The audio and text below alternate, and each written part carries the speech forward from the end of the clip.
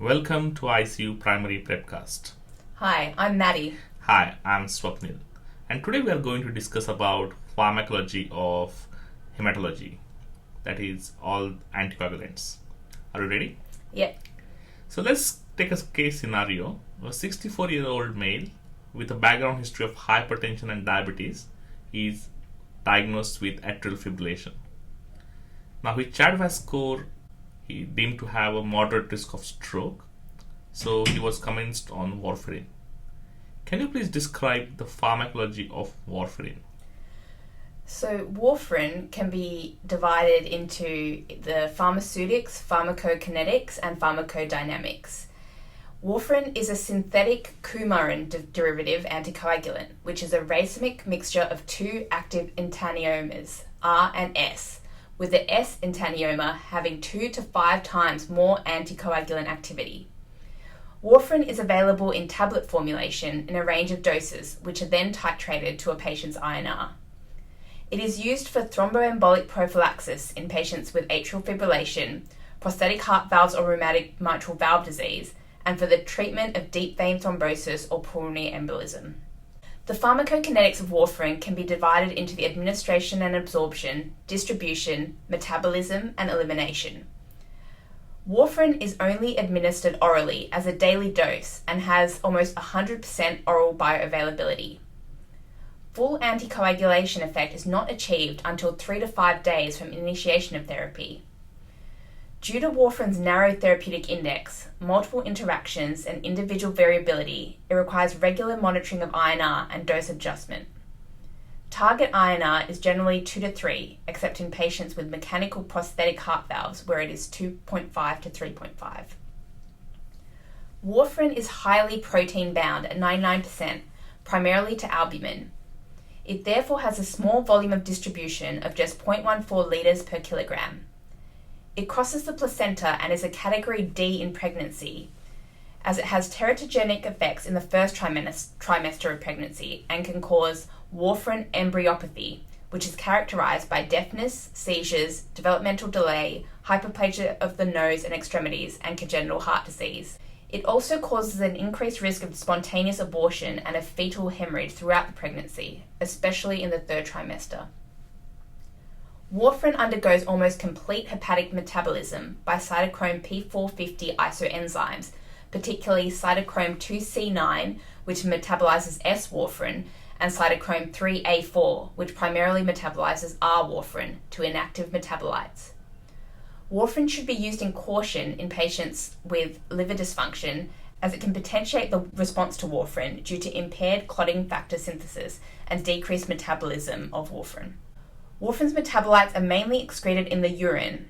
It has an effective half-life of 20 to 60 hours and a duration of effect of 3 to 5 days. No dosage adjustment is required in renal failure. However, these patients have an increased risk of bleeding, so close monitoring is advised. In terms of the pharmacodynamics, warfarin inhibits the C1 subunit of vitamin K epoxide reductase, thus inhibiting vitamin K activation of clotting factors 2, 7, 9, and 10, as well as anticoagulant protein C and protein S.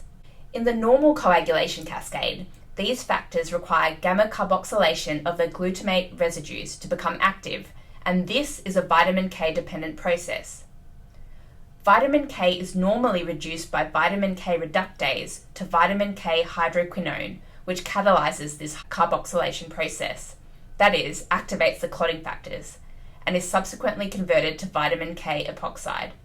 This is then converted back to vitamin K by vitamin K epoxide reductase so that the cycle can begin again. Warfarin interferes with this step by inhibiting vitamin K epoxide reductase and thus reducing the availability of regenerated vitamin K. The half-life of protein C and S is shorter compared to most of the vitamin K dependent clotting factors. Thus, warfarin can have a procoagulant effect in the first few days after initiation of therapy. Okay, so what are the adverse effects or some of the interactions involving warfarin? Warfarin has a narrow therapeutic index and multiple drug and food interactions. Its main adverse effect is bleeding, which can range from mild to life-threatening. Other adverse effects include skin necrosis, nausea, anorexia, vomiting, elevated liver transaminases, hepatitis, dermatitis, purple toe syndrome, and osteoporosis with long-term use. Warfarin has multiple drug interactions which can be divided into pharmacokinetic and pharmacodynamic interactions. Pharmacokinetic interactions include enzyme induction, enzyme inhibition, and decreased plasma protein binding. In terms of enzyme induction, carbamazepine and rifampicin are some examples of medications that can result in decreased INR due to cytochrome P450 enzyme induction. Interestingly, chronic alcohol use results in enzyme induction and thus reduces the INR, whereas acute alcohol use can increase the INR. Enzyme inhibition. Inhibitors of cytochrome P450 isoenzymes, such as metronidazole, can reduce the metabolism of S-warfarin, and drugs such as amiodarone can reduce the metabolism of both enantiomers of warfarin and thus increase the INR. And finally, decreased plasma protein binding, such as with NSAIDs, who compete for protein binding sites and can therefore increase the amount of free warfarin, thus increasing its anticoagulant effects. Pharmacodynamic drug interactions include through synergism or by changing vitamin K availability.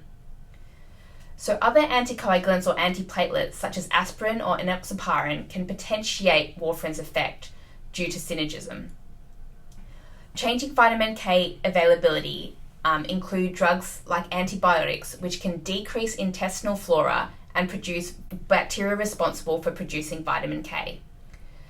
Green leafy vegetables can increase the availability of vitamin K and thus can reduce the INR. Okay, so as you mentioned, the warfarin acts via vitamin K antagonism. Now there are other oral anticoagulants like NOACs, which includes apixaban, rivaroxaban, and dabigatran. Can you please outline the mechanism of action of these agents and also list the advantages and disadvantages of these drugs when compared to warfarin? Both apixaban and rivaroxaban are competitive antagonists of activated factor 10, which is the factor that catalyzes the conversion of prothrombin, or factor 2, to thrombin, or factor 2A. Dabigatran is a competitive antagonist of thrombin, or a direct thrombin inhibitor. Thrombin is responsible for the conversion of fibrinogen to fibrin and thus the formation of a clot. All three of these agents are approved for prevention of thromboembolic disease in patients with non-valvular atrial fibrillation, with one other risk factor, and for patients who are post-op elective total hip or knee replacement. Apixaban and rivaroxaban are also indicated for the treatment of DVT and PE, or the prevention of recurrent DVT or PE. The advantages of NOACs compared to warfarin are predictable pharmacokinetics, a fixed dosing regime, a broad therapeutic window, rapid onset and offset with peak plasma levels occurring within 2 to 3 hours for all of the NOACs and having a shorter half-life compared to warfarin. That they have minimal interactions with diet or with alcohol, and that they have less drug interactions. Both apixaban and rivaroxaban are metabolized by cytochrome 3A4 and are substrates of transport protein P-glycoprotein. Therefore, strong inhibitors of CYP3A4 and P-glycoprotein, such as ketoconazole or HIV protease inhibitors, can increase plasma concentrations. Dabigatran is not metabolized by the cytochrome P450 enzymes, but is a substrate for P-glycoprotein transport system.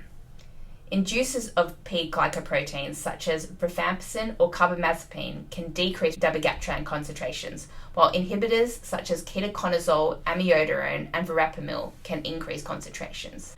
Other advantages of NOACs include the fact that they do not require monitoring, that there is a reversal agent present for dabigatran called idarucizumab, which is a monoclonal antibody fragment. Dabigatran can also be dialyzed in cases of major bleeding due to its low protein binding. NOACs are at least as effective as warfarin for stroke prevention in AF and for prevention of venous thromboembolism, and they have a lower risk of hemorrhagic strokes when compared with warfarin.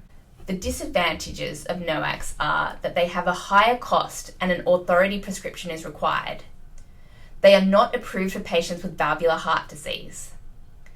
Both apixaban and dabigatran require twice daily dosing, except if dabigatran is being used for the prevention of thromboembolic disease after elective hip or knee replacement. Rivaroxaban also needs to be taken with food to increase its bioavailability. NOACs require dose adjustment for moderate renal impairment. All of the NOACs are renally eliminated to some extent, with dabigatran being 80% renally eliminated, rivaroxaban being about 66%, and apixaban being 25%. There is limited data regarding the use of NOACs in severe renal impairment or dialysis-dependent renal failure. Consequently, dabigatran is contraindicated with patients with a creatinine clearance of less than 30 mL a minute. Rivaroxaban is contraindicated in patients with creatinine clearance of less than 15 if being used for thromboembolic prophylaxis or post-hip or knee replacement, but less than 30 mL a minute for all other indications. And apixaban is contraindicated in patients with a creatinine clearance of less than 25. All the NOACs are contraindicated in severe hepatic impairment, that is a Child-Pugh Class C. There is no specific reversal agent for apixaban or rivaroxaban, and they are unable to be dialyzed. All the NOACs are relatively new, and we therefore have less experience with them, and there's no long-term safety data regarding their use. We are also unable to check the compliance with use, and the short half-life of the NOACs requires strict compliance in order to maintain anticoagulation. There is also a higher risk of gastrointestinal bleeding for rivaroxaban and dabigatran when compared with warfarin. Okay, so let's take the another scenario where 56-year-old female presents to hospital with 3 days history of right calf pain after taking a 14-hour flight. She has a lower limb Doppler, which suggestive of deep vein thrombosis. Now you decide to commence therapeutic anticoagulation with enoxaparin or Clexane. Can you please compare and contrast the pharmacology of heparin and enoxaparin?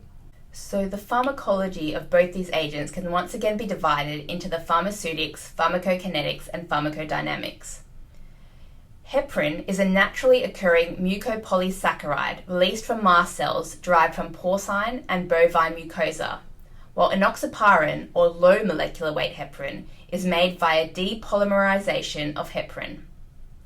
Heparin has a variable molecular weight of 5,000 to 25,000 daltons and is therefore prepared in terms of international units of 5,000 units per 5 mL or 25,000 units per 5 mL. Interestingly, 1 unit of heparin is the amount required to keep 1 ml of cat's blood liquid for 24 hours at 0 degrees. Enoxaparin has a molecular weight of 4,500 and is available in pre-filled syringes of 20, 40, 60, 80 and 100 milligrams at a concentration of 100 milligrams per ml. Both heparin and enoxaparin are anticoagulants used for thromboembolic prophylaxis in the treatment of thromboembolic disease as part of the treatment of acute coronary syndrome and for therapeutic anticoagulation in patients with AF or prosthetic heart valves who are currently unable to take tablets. Heparin is also used to prime lines and prevent clotting in dialysis, ECMO, and cardiopulmonary bypass. The pharmacokinetics of these agents can be divided into the administration and absorption, distribution, metabolism, and elimination. Enoxaparin is only administered subcutaneously, whereas heparin is given subcutaneously for DVT prophylaxis, but otherwise is given intravenously as a bolus or as an infusion titrated to the APTT. Enoxaparin has a bioavailability of greater than 90% subcutaneously, while heparin has a lower bioavailability of 20 to 40% due to its higher molecular weight and extensive but variable binding to plasma proteins and endothelial cells. Both enoxaparin and heparin are not absorbed orally. The onset of anticoagulant action for heparin is immediate when given intravenously and within 20 to 60 minutes after subcutaneous administration. Distribution. Heparin is negatively charged and therefore is extensively bound to plasma proteins, especially antithrombin 3, albumin, proteases, and fibrinogen. Due to this extensive binding, it is mainly confined to the intravascular space, with a volume of distribution of 40 to 70 mL per kilogram. Importantly, it does not cross the placenta. Enoxaparin is less protein bound due to its decreased size and has a volume of distribution of about 5 litres. Heparin is metabolized via two mechanisms: rapid saturable zero-order clearance and slow first-order clearance. The zero-order clearance is responsible for metabolism of low doses of heparin and occurs via binding to proteins, macrophages, and endothelial cells, eventually causing depolymerization. This mechanism becomes saturated at higher doses of heparin, and metabolism is via slow first-order clearance. The mechanism of this has not been fully elucidated, but may involve the reticular endothelial system or biotransformation in the liver. Enoxaparin is thought to be metabolized in the liver by depolymerization and desulfation to less active fragments. Enoxaparin has a half-life of 4 to 7 hours, with a steady state usually reached within 24 hours, while heparin's half-life increases as the dose increases. For a dose of 25 units per kilogram of heparin, the half-life is 30 minutes, but this increases to 150 minutes at a dose of 400 units per kilogram. Approximately 40% of enoxaparin is eliminated by the kidneys, whereas the elimination of heparin is not fully understood, as only a small amount is excreted unchanged in the urine. Enoxaparin requires dose adjustment in severe renal impairment, whereas heparin does not. Given enoxaparin's more predictable pharmacokinetics and longer half-life, it can be administered once or twice a day, even for therapeutic anticoagulation. Heparin, on the other hand, requires twice daily dosing for DVT prophylaxis and an infusion titrated to APTT for therapeutic anticoagulation.